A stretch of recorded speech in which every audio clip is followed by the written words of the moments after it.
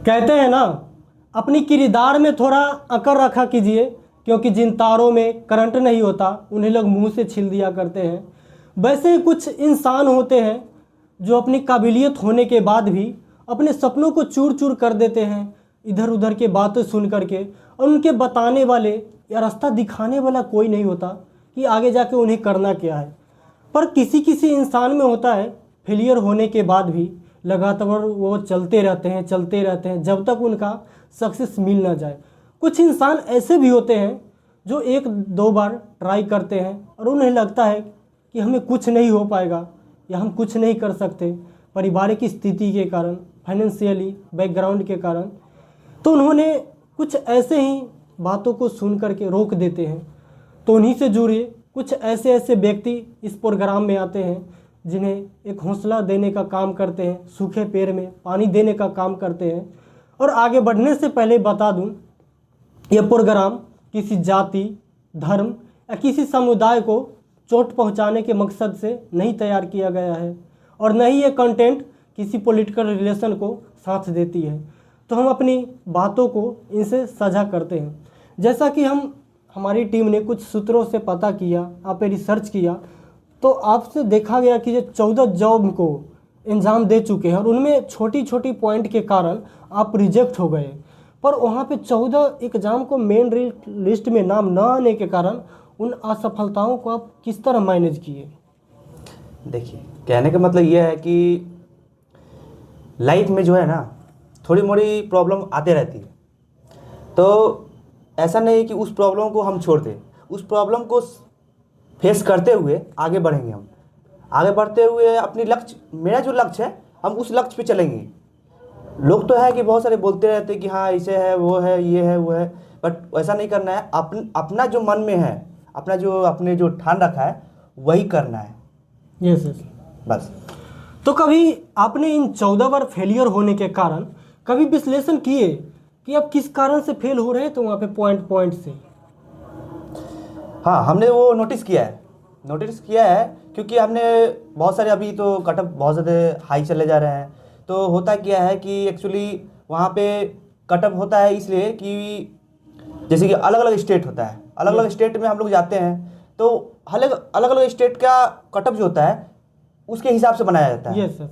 तो होता क्या है कि उसमें अगर हम जाएंगे तो उसके हिसाब से ही बनाया जाता है, और उसके हिसाब से अगर आपका उतना मार्क्स आ जाता है तो हो जाता है, और नहीं होता है तो उसमें 0.1 करके वो लगा दिया जाता है क्योंकि आप डिस्क्वालीफाई है। तो यहाँ पर एक पॉइंट मायने रखता है। ये शायद राम जी का, लक्ष्मण जी का जो रेखा था वो भी एक पॉइंट था। आने वाले फ्यूचर भी एक गोल जिसको हम देखते हैं फ्यूचर में, वो भी एक पॉइंट है। तो इन पॉइंट को आप किस तरह हैंडल कर पाए जो आने वाले फ्यूचर में हो सकता है आप जो चाहते हैं उसे आप अचीव कर लें? होता क्या है कि जैसे कि हम अपना जो गोल है उस पर चलते रहेंगे, वो तो एक नंबर का खेल है, और वो नंबर पर अगर आधारित रहेंगे तो आपके पास वो ऑटोमेटिक है कि वो डिमोटिवेट होगा। तो डिमोटिवेट ना होके आप उस रास्ते पर चलते रहें और उसके इधर से आपका जॉब हो जाए। हाँ, अगर कोई साथ देने वाला हो अच्छा, तो हो सकता है कितना भी कठिनाई है। जितन राम कोई माझी करके व्यक्ति है, उन्होंने एक ठोकर लगने के कारण पूरे पहाड़ को काट दिए। तो यहाँ पे हम आज के ज़माना में क्या है कि हर सुविधा मिल रही है, एसी मिल रहे हैं, पंखे मिल रहे हैं, फिर भी हम क्या कर रहे हैं ना, इतने कंफर्ट जोन में आ गए अपने आप को जो संभाल नहीं पाते। हमें लगता है कि जो हर चीज़ हमारे पेरेंट्स करके देंगे, पर उन्हें इतना भी दायित्व नहीं है कि जो हमें क्या करना है। जो हमारे पेरेंट्स की दायित्व है उन्हें हम पूरा कभी नहीं कर पाते।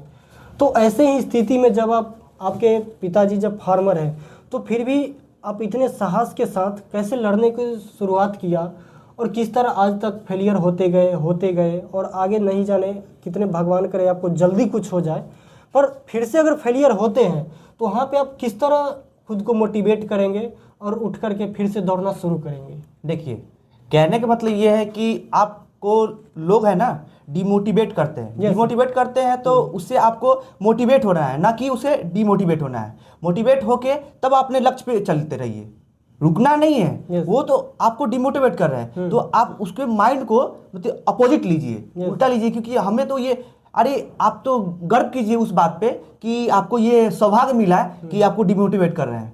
तो आप उस चीज़ को महसूस कीजिए कि ये ऐसा क्यों बोल रहा है। हमारे अंदर मतलब कि उस मोटिवेट को और इम्प्रूव करना है। तो कभी कभी क्या होता है ना, जब कोई आदमी किसी चीज़ में, किसी काम में एक दो बार फेल हो जाता है, तो वहाँ गांव से, समाज से, यहाँ तक कि खुद के परिवार से भी ताना मिलने लगता है कि ये टाइम पास कर रहे हैं, कुछ नहीं कर सकते। तो वहाँ पे परिवार को तो छोड़िए, परिवार वाले तो आपके साथ है, आप पे इन्वेस्टमेंट कर रहे हैं ताकि फ्यूचर में उसका रिटर्न्स आए। तो फिर परिवार के छोड़ के चले तो आसपास के पड़ोसी को जो ताना मिलता है उसको आप एक स्टूडेंट के तौर पे किस तरह हैंडल करते हैं इतने फेलियर के बाद भी? तो हम इस तरह हैंडल करते हैं, जैसे कि होता क्या है कि हम अपने जो लक्ष्य है, लक्ष्य की तो ओर चल रहे हैं। चलने के बाद होता क्या है कि लोगों का काम है बोलना, मेरा काम है सुनना। तो उस चीज़ को साइड में रखकर अपने लक्ष्य पे चले, ना कि दूसरे पर ध्यान दें कि वो हमारे क्या बोल रहे हैं। जब आप आगे बढ़ेंगे तो लोग होता क्या है कि आपको पैर खींचेंगे, आपको रोकेंगे कि नहीं आप यहाँ रुक जाइए, आपके लिए ये चीज़ नहीं है। बट आप उस समय ये सोचिए कि नहीं, ये हमारे लिए बहुत बड़ा बात है कि हम वो रोक रहे हैं, नहीं बट रुकना नहीं है, आगे बढ़ते चला जाना है। ठीक है। वहाँ पर होता क्या है ना, लोग तो कहते हैं कि ये मत करो, ये तुमसे नहीं होगा।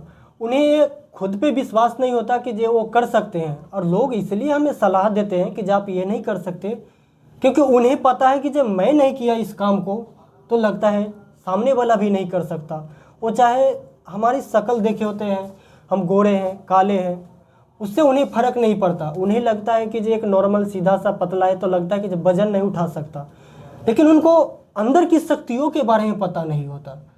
तो ऐसे ही कई बार आप फेल हुए हैं। तो इसी तौर पर उन युवाओं के लिए आपकी तरफ से कौन सा शब्द देना चाहेंगे जिससे उन्हें प्रेरणा मिलेगा? एक दो बार काम करने के बाद किसी काम को बार बार न करके और दो ही बार में वो फेलियर अपने आप को असफल मान लेते हैं।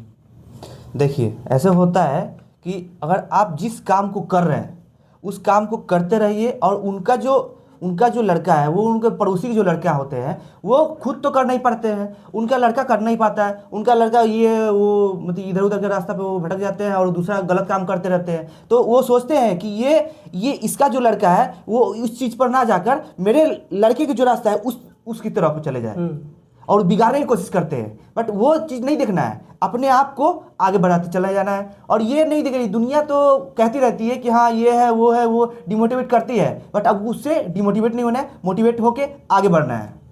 वहाँ पे एक कंडीशन और आता है, जब हम बहुत सारे चीज़ में लगता है कि जो एज भी हो गया है, बहुत सारे जगह फेल भी हो गए, तो हम सबके जीवन में बी प्लान होता है। तो आपको नहीं लगता कि जितने बार फेल हो जाने के बाद हमें बी प्लान एक सोच लेना चाहिए?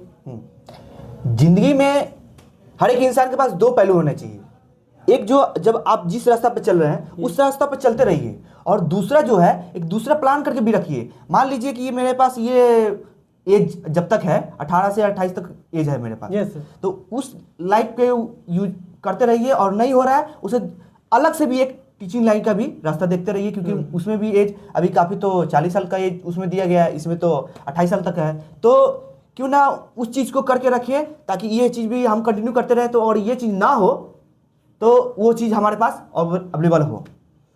जैसा कि हम बहुत सारे प्रेरणादायक बातों से हम संतुष्ट होते हैं, पर एक रियल घटनाओं पर हैं जिन्हें लगता है उनके फाइनेंशियल बैकग्राउंड सही नहीं है, पारिवारिक स्थिति सही नहीं है, उनके कोई बाहरी आउट्स ऑफ इनकम नहीं है, फिर भी उन्हें लगता है कि जो नहीं, अगर कुछ ऐसी बात मिले, दो चार एग्जाम्पल्स मिले जिसके देख करके हम कर सकते हैं, तो ये वीडियो को ज़्यादा से ज़्यादा शेयर करें ताकि उन युवाओं को भला हो सके जिन्हें लगता है आँख खुला होने के बाद भी वो सब चीज़ देख रहे हैं पर उन्हें जाना कहाँ है वो नहीं देख पा रहे हैं।